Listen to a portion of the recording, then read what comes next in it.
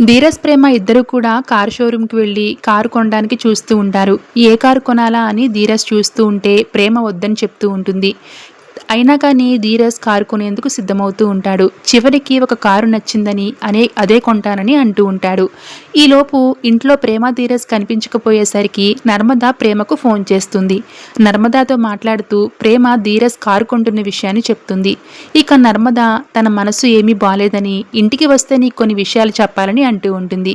ఆ తరువాత సాగర్‌కి జాబ్ వచ్చినందుకు మా నాన్న పార్టీ అరేంజ్ చేశారు. కానీ చూస్తుంటే అత్తయ్య, మావయ్య వచ్చేలాగా లేరు అని నర్మద చెప్తుంది. ఇక అప్పుడు ప్రేమ నేను ధీరజ్ మాత్రం ఖచ్చితంగా వస్తామక్కా అని చెప్తుంది.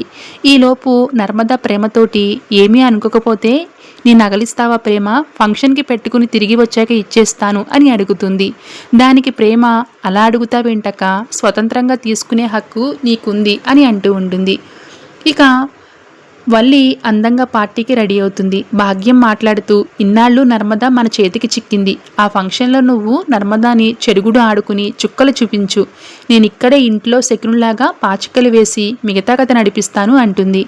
నర్మదా కది కంచికి చేర్చేస్తాను అని చెప్తూ ఉంటుంది భాగ్యం. ఇక అది విని బల్లి ఆనందపడిపోతూ ఉంటుంది. ఈలోపు వేదవతి కూడా పార్టీకి చీర కట్టుకుని తయారై రావడం వీరికి కనిపిస్తుంది. ఇక వేదవతి వచ్చి సాగర్, నర్మద ఇంకా రాలేదా అని అడుగుతుంది. దానికి వల్లి సాగర్ మరిది గారికి గవర్నమెంట్ ఉద్యోగం వచ్చిందని అందరికీ పరిచయం చేయాలి కదా, అప్పుడు పక్కనే నర్మదా కూడా ఉంటుంది కదండి, చక్కగా రెడీ అవుతూ ఉంటారు అని అంటుంది. ఇక ఇంతలో అక్కడికి నర్మదా, సాగర్ కూడా వస్తారు. Thanks for watching.